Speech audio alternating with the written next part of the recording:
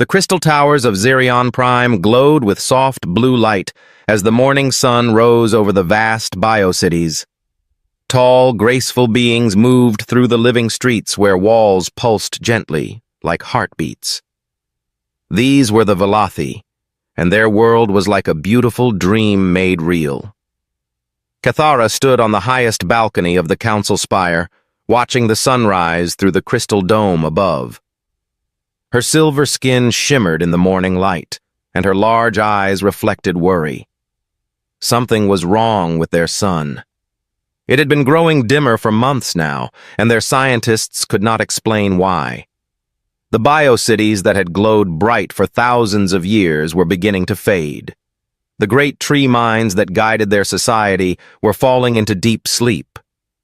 Crops in the growing fields turned brown and died. The Velothi people, who had never known true darkness, watched their world slowly dying. "The readings are getting worse," said Veltar, as he joined Cathara on the balcony. He was the chief scientist of their world, and his normally calm voice carried fear. "Our sun is aging too fast." Cathara touched the living wall beside her, feeling its weak pulse. "They are meeting now. Some want to try building more energy collectors." Veltar's shoulders dropped.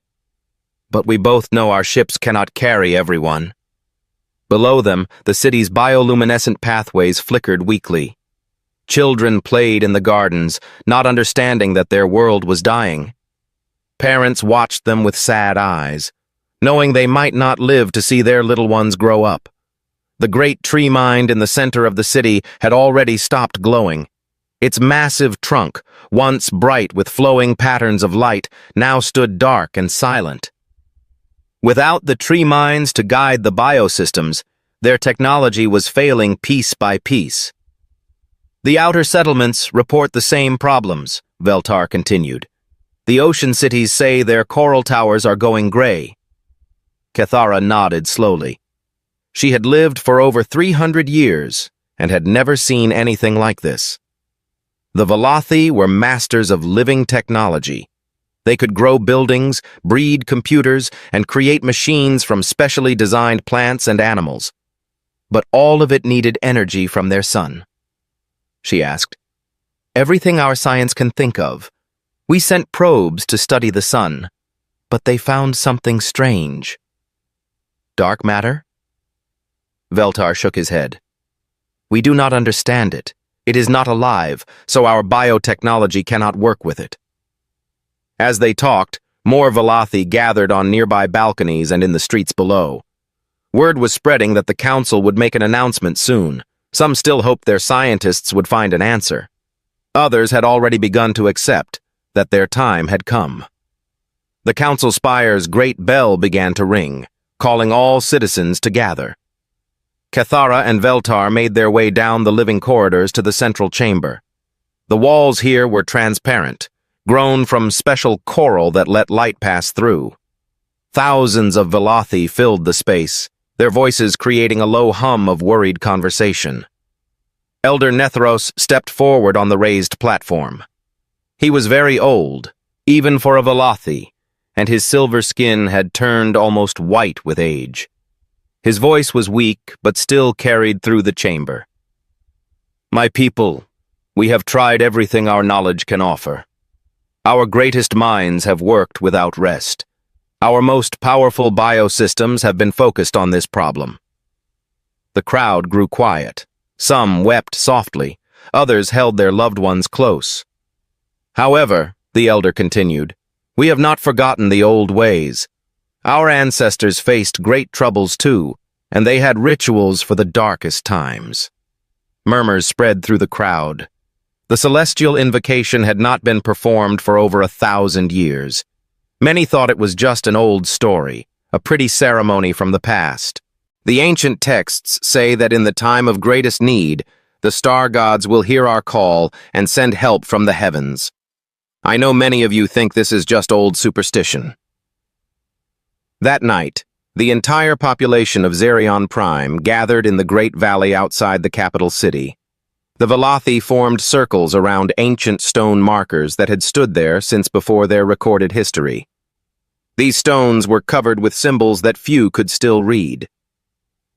Elder Netheros stood in the center, wearing robes that had been kept in sacred storage for centuries.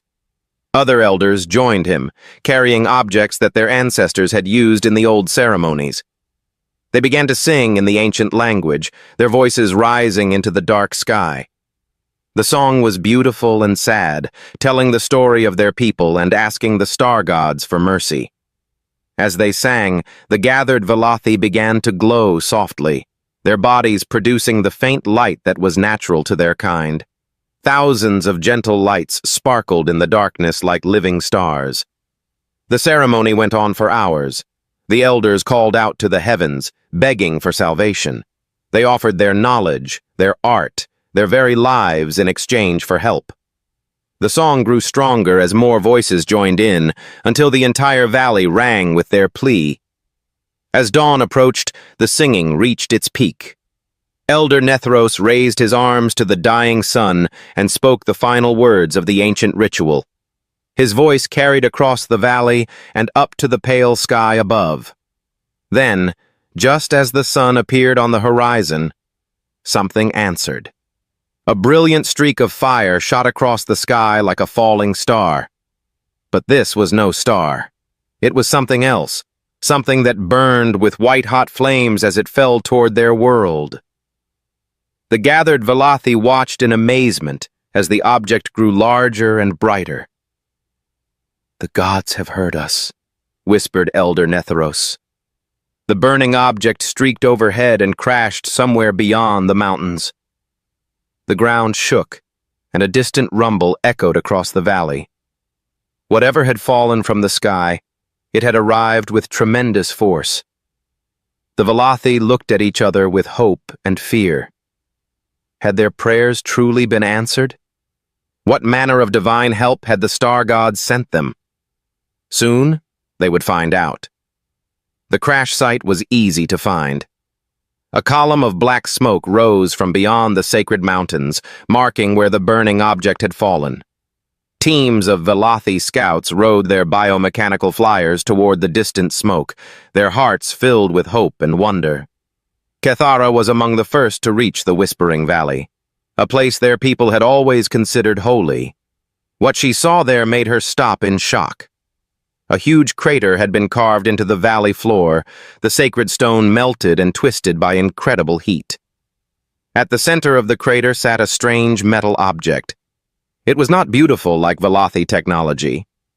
Instead of flowing curves and living materials, this thing was made of crude metal plates joined together with visible seams.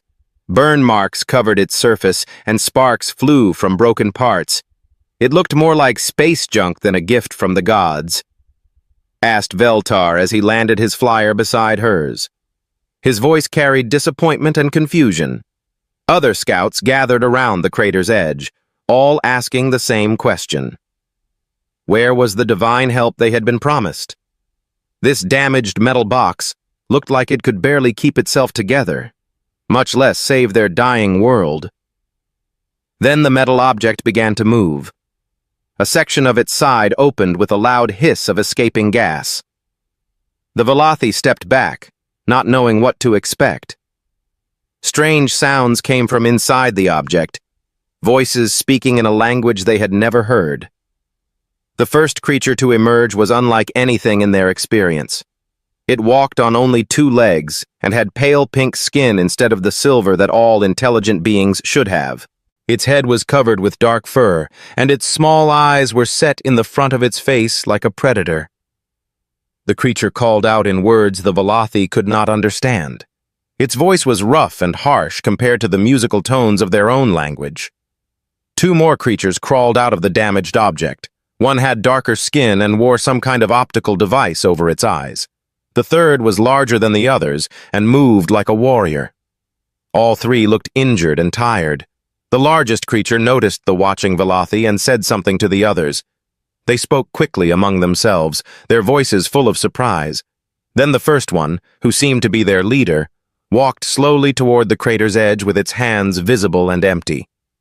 Elder Netheros had arrived with the later groups. He stepped forward, his ancient voice trying to bridge the gap between their peoples. "Are you—" The creatures did not understand him, but something in his tone must have been clear. The leader pointed to itself and said slowly, "Human." It pointed to the others in turn. James Chen, Marcus Thompson. The word meant nothing to the Velothi, but at least they had names now.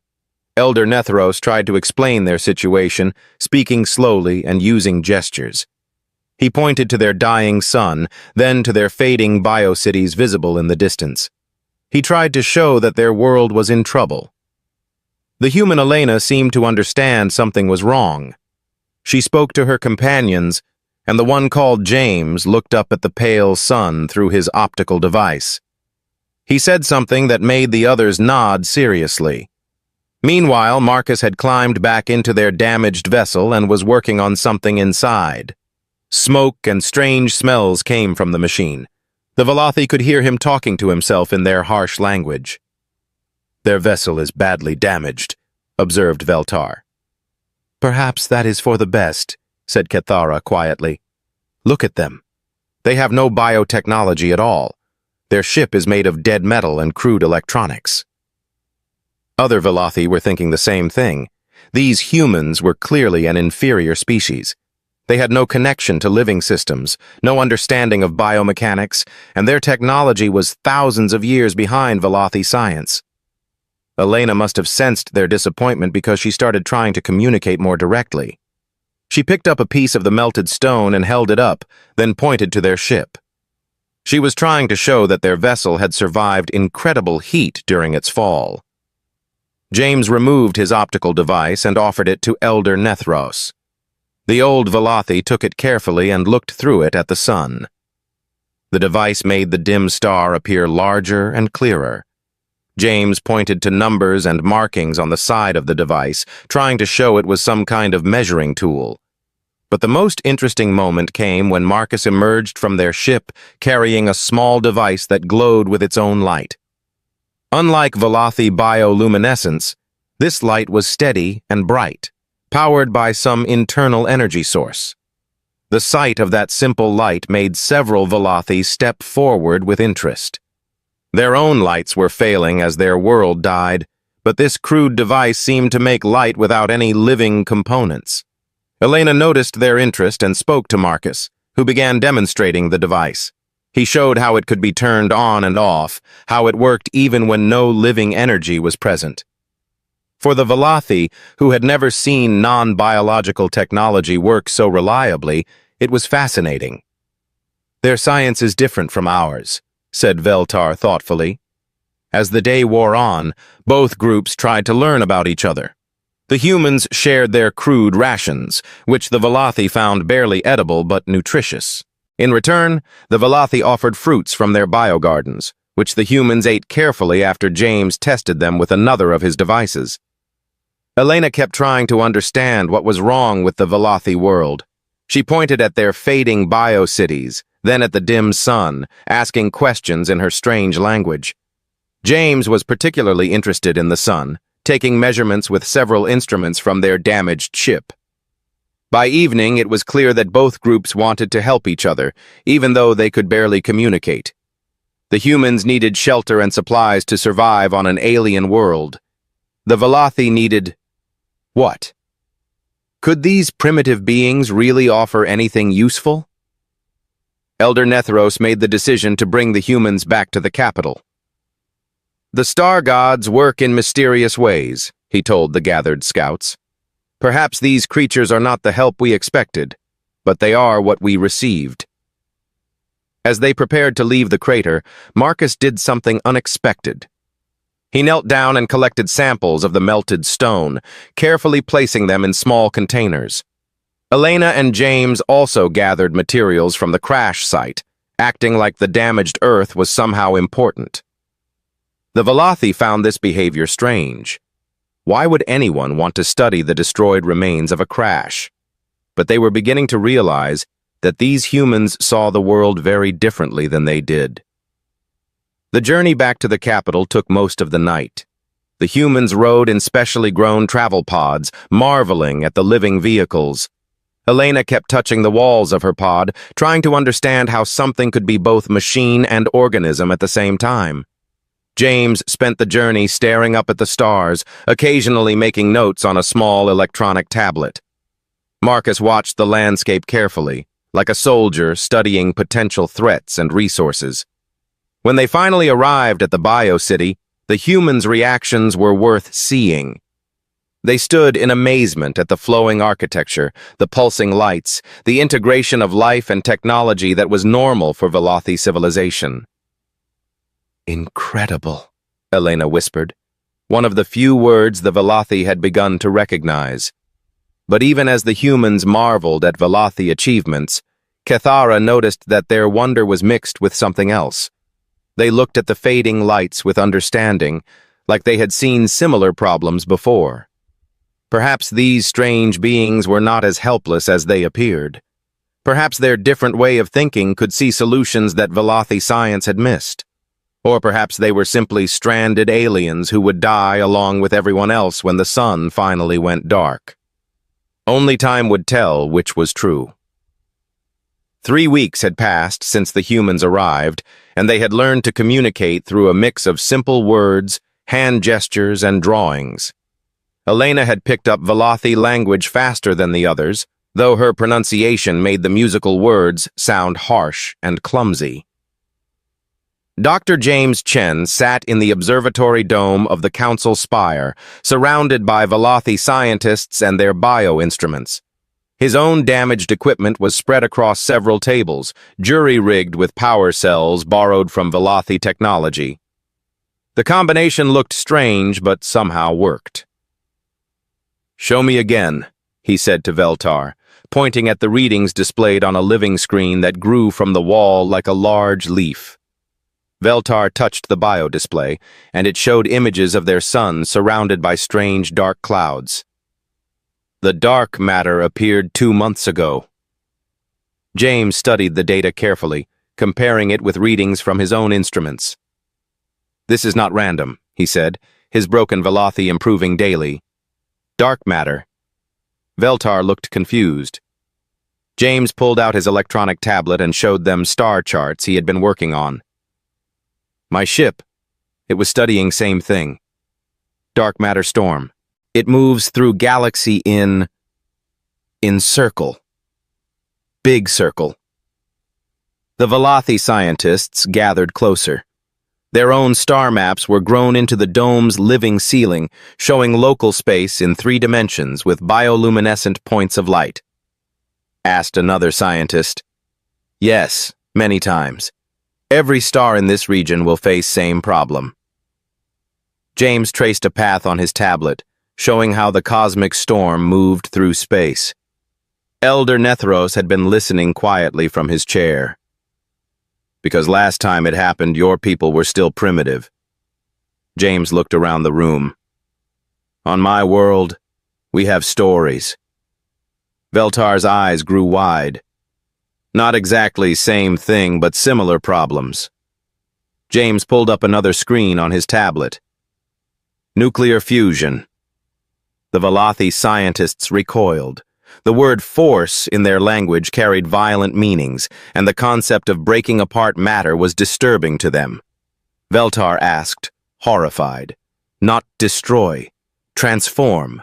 Matter becomes energy. Energy becomes light and heat." This led to a long discussion that Elena and Marcus could hear from the next room. The Velothi found human nuclear technology deeply unsettling because it involved forces and reactions that were not alive. Their entire civilization was based on working with life, not against it.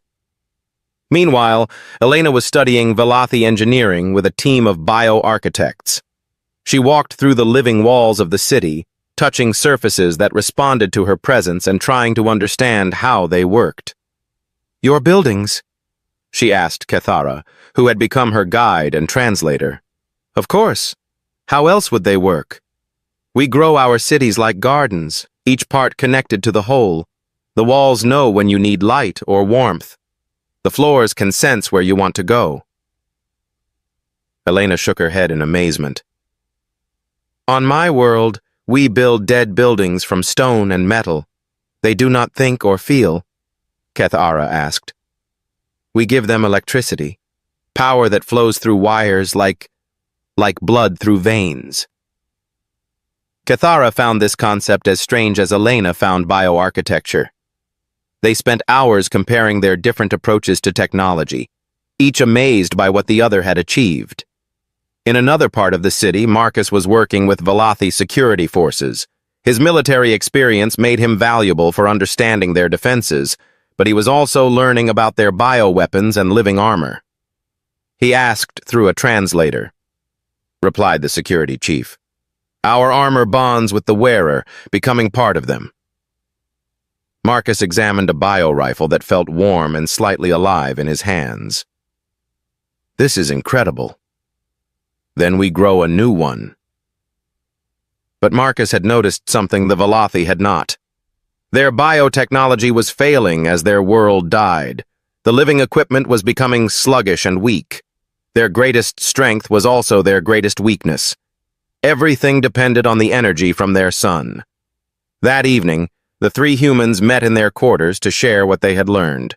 Their room was grown from the same living material as the rest of the city, but it felt strange and alien to them. They have incredible technology, Elena said, but it's all biological. Because they never needed to, James added. Their sun was always bright, their biosystems always worked. Marcus nodded. But now their strength is their weakness. When the biosystems fail, they have no backup. And we're the opposite, Elena realized. We build everything out of dead materials because we learn to survive in harsh conditions. James pulled up his star charts again.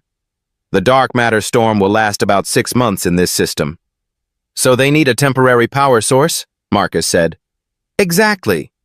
Elena looked around their living room, seeing it with new eyes.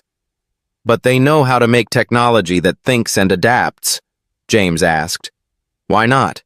We provide the power systems. They provide the living components. The next morning, they presented their idea to the Velothi Council. The reaction was mixed. Some were excited by the possibility. Others were horrified by the thought of mixing violent nuclear forces with sacred biotechnology. Elder Netheros listened carefully as James explained how fusion reactors worked, and Elena described how they could be integrated with living systems. Marcus added his observations about the patterns in the dark matter storm and how long they had to work. You are asking us to violate everything we believe about technology, said one council member. With respect, Elena replied, your sacred biosystems are already dying. But if we succeed, added James, your sun will recover when the dark matter storm passes. And we will learn from each other, Kethara said unexpectedly. Their technology works without life. Ours works with life. The debate went on for hours. Some Velothi wanted to try the human solution.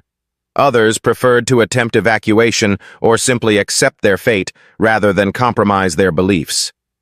The room was full of raised voices and passionate arguments. Finally, Elder Netheros stood up. The chamber fell silent. 3 weeks ago, we prayed to the star gods for help. These humans fell from the sky in a burning capsule. He looked around the chamber, meeting the eyes of each council member. I have lived for 500 years. I have seen our people achieve wonders through our mastery of life. The vote was close, but the decision was made. They would attempt to combine human nuclear technology with Velothi biosystems. It had never been tried before, and it might not work. But it was their only chance. As the council session ended, Veltar approached the humans with a mixture of hope and fear in his eyes. He asked. Elena smiled grimly. Right now. The bio-laboratory beneath the capital city had never seen anything like it. Human machines sat side by side with Velothi growing tanks, connected by cables and tubes that looked like the work of a mad scientist. The air smelled of ozone, growing chemicals and burned electronics. Elena wiped sweat from her forehead as she calibrated another power coupling. For the past month, she had been working 18-hour days trying to build fusion reactors that could safely interface with living tissue. It was the most challenging engineering project of her career. "The containment field is stable," James announced from his position at a monitoring station.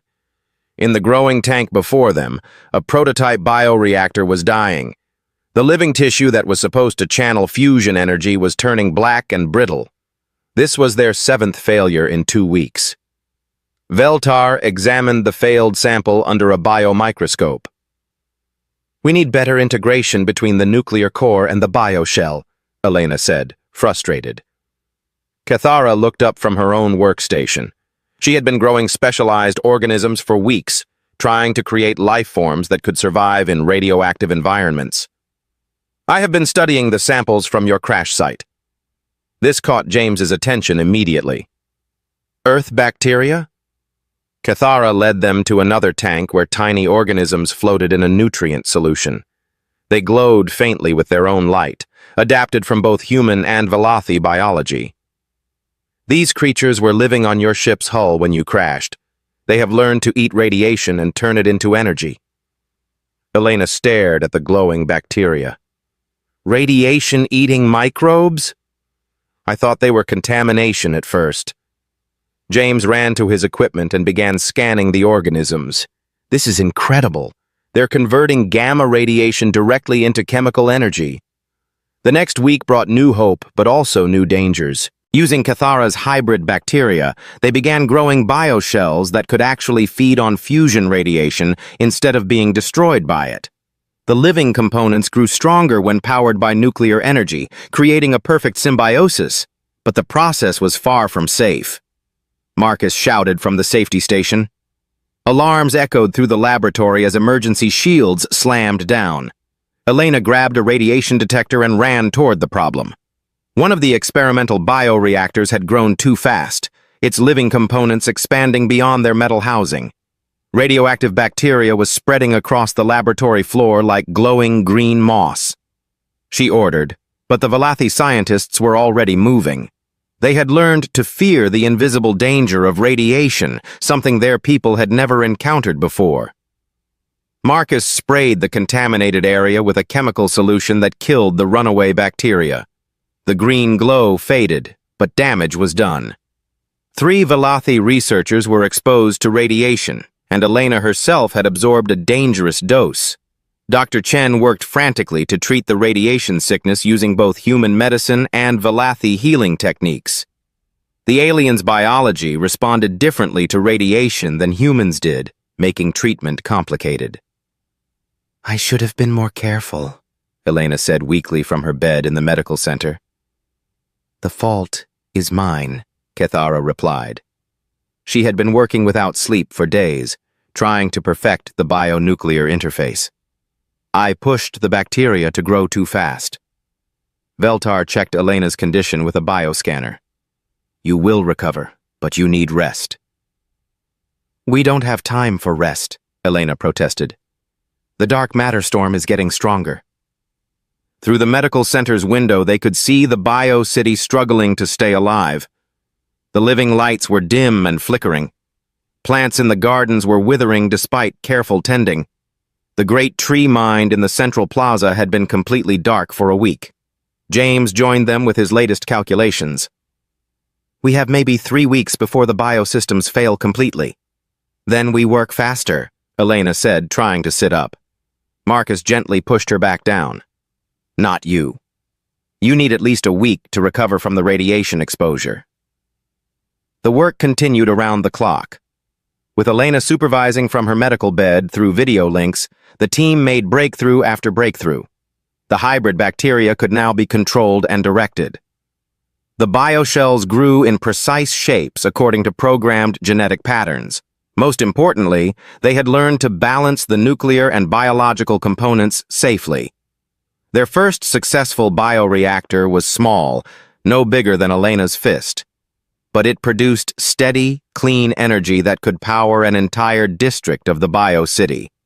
When they plugged it into the city's living electrical system, a section of the dimmed towers immediately began to glow brighter.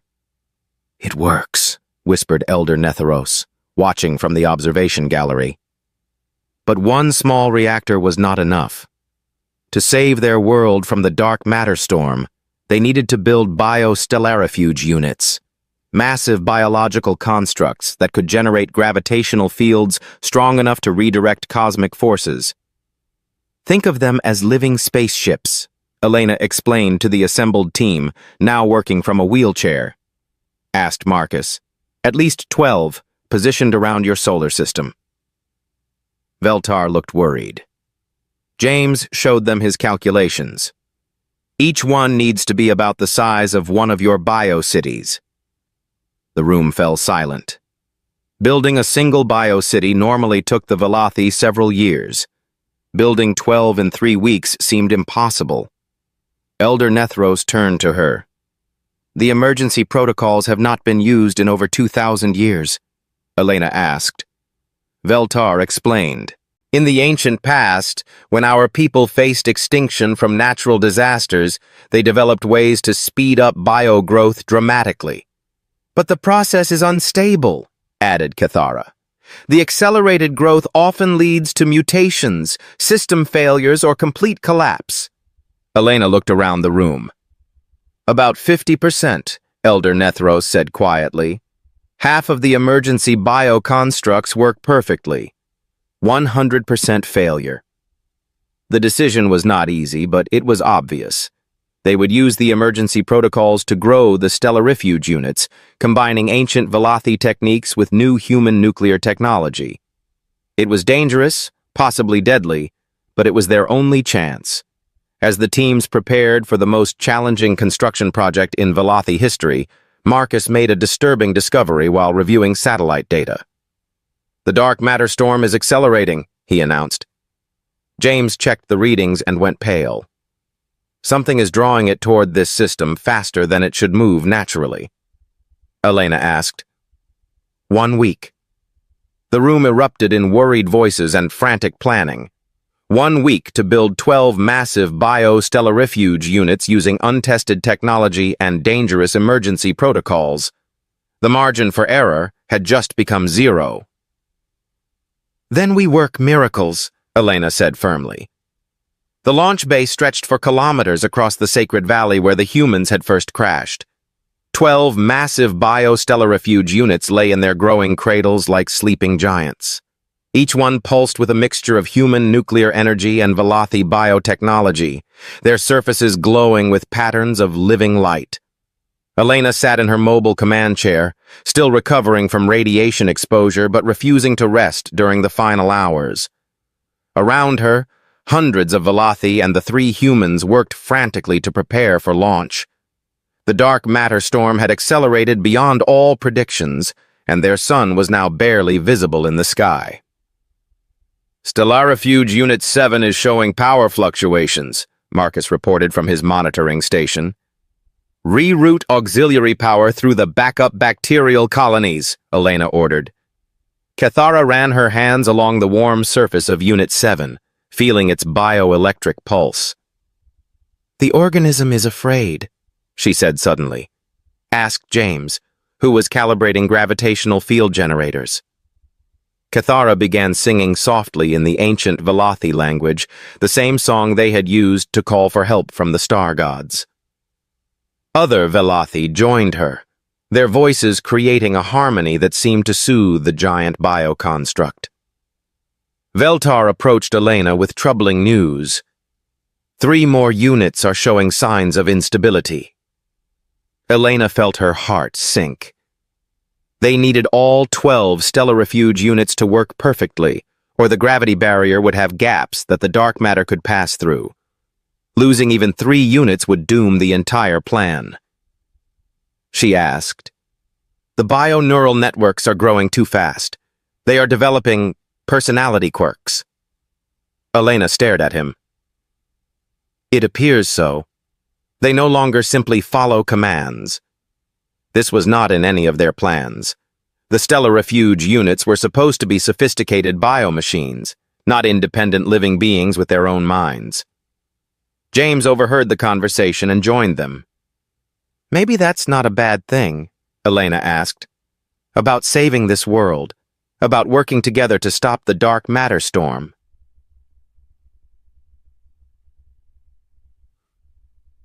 Elder Netheros appeared beside them, having listened to their discussion. Perhaps this is another answer from the star gods. These beings are our children, grown from our technology and yours. The old Velothi approached the nearest stellar refuge unit and placed his hands on its biometallic surface. He began to speak in the musical Velothi language, but slowly, as if talking to a child.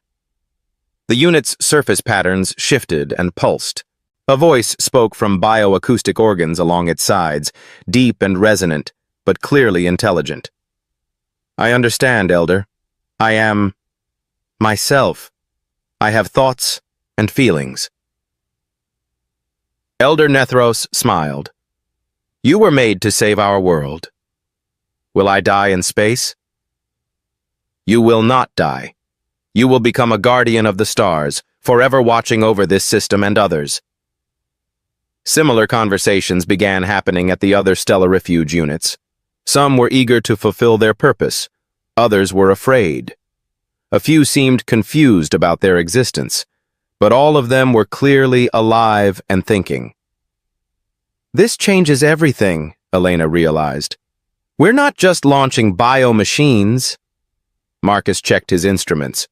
And we need to do it in the next 2 hours, or it won't matter. The launch preparation became a mixture of technical checks and emotional farewells.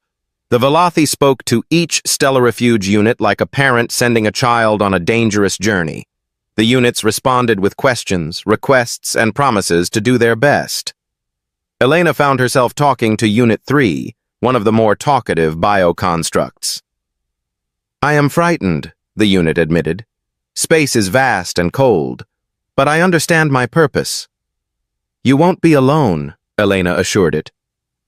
The unit asked. Elena felt tears forming in her eyes. Always. Your name is Hope. Hope, the unit repeated, testing the word. I like this name. The first launch was Unit 1, piloted by a volunteer Velothi crew who would guide it into position and then return in an escape pod. The massive bioconstruct rose slowly from its cradle, its gravitational organs creating distortions in the air around it. Unit 1 away, Marcus announced. One by one, the remaining units launched. Each departure was watched by the entire population of Zerion Prime. These living ships carried their hopes and their technology into space, seeking to challenge forces beyond their understanding. James monitored the dark matter storm from his instruments. The storm front will reach the sun in 43 minutes. Unit 7 is having trouble with its positioning thrusters, reported a Velothi technician.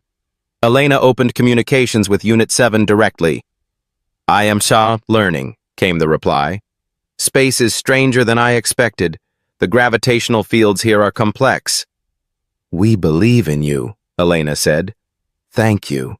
As the units took their positions around the solar system, something unexpected happened. They began to communicate with each other, sharing information and coordinating their actions without human or Velothi input. They're forming a network, James observed. The dark matter storm struck the outer edge of the solar system exactly when predicted.